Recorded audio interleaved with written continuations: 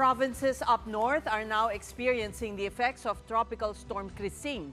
While precautionary measures are already in place, including early evacuation, some residents are opting to stay in their homes. Meantime, the national government is promising enough help for those who will be impacted by the storm. Mary Mon Reyes with tonight's big story. Barangay Tamurog, inaasisahan namin kayo. Yung mga gustong lumikas, maghanda na po kayo. Pupunta lang po dito sa Barangay Hall at dito namin kayo dadalhin sa gymnasium. Local officials in Alcala, Cagayan blasted this on their public address system over and over as they urged residents in low-lying areas to preemptively evacuate in anticipation of the effects of Tropical Storm Krising. Barangay Damurog is typically the first to get inundated whenever the Cagayan River rises. But many residents still opted to stay behind, including Gemma and her family. That's despite floodwaters reaching up to 10 feet in their home whenever there's a storm. Mababa pa na ng ilog, sir. Hindi pa malaki kasi pumunta kami sa sir, sa Barangay Hall. Kung lalakas. Like Gemma, residents had their livelihood to think about. On Friday morning, locals have been bringing their animals to safer grounds, pasturing them away from the riverside. Even barangay officials admit the urgency of evacuation does not hit people until floodwaters already reach dangerous levels. Nasanay na kasi kami, sir, na saka lang kami lilikas. Pag nakikita namin tubig, na umapo na sa lupa. Nakikita na namin sa na umapo na talaga. Friday night up to dawn on Saturday, Pag-asa is forecasting non-stop rains in Cagayan. Baha po ang aming kinatatakutan dahil ang Alcala at ang Cagayan ang catch basin ng lahat ng tubig na galing sa buong Sierra Madre Mountains, Isabela at Nueva Vizcaya. Still, the provincial government is hoping for a zero casualty during Krising's onslaught. They have prepared evacuation centers and food packs for residents who finally evacuate. Kung kayo ay kailangan nilikas, sundin nyo sila.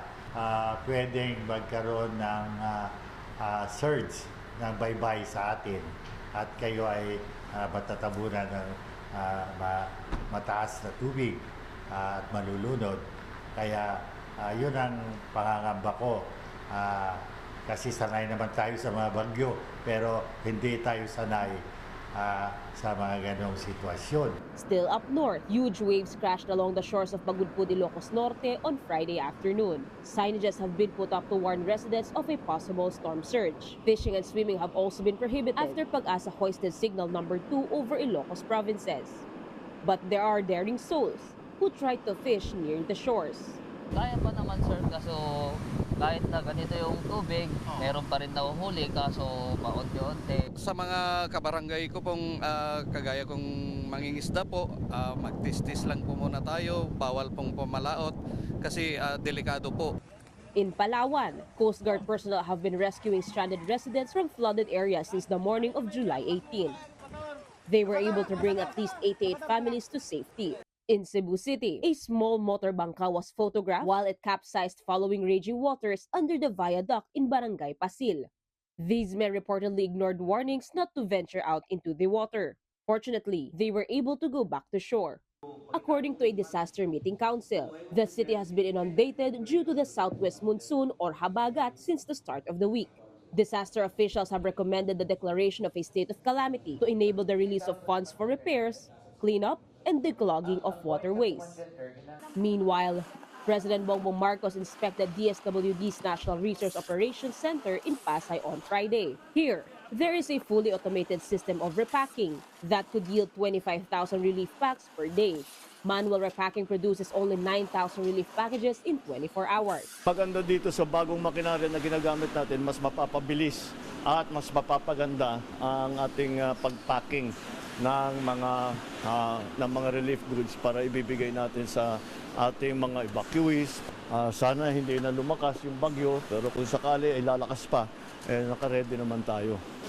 At the moment, relief packs have already been distributed to provinces that experienced the effects of habagat, such as Cebu and Negros. DSWD has also prepositioned aid for Northern Luzon. Mobile journalist Mary Mon Reyes, we are One News.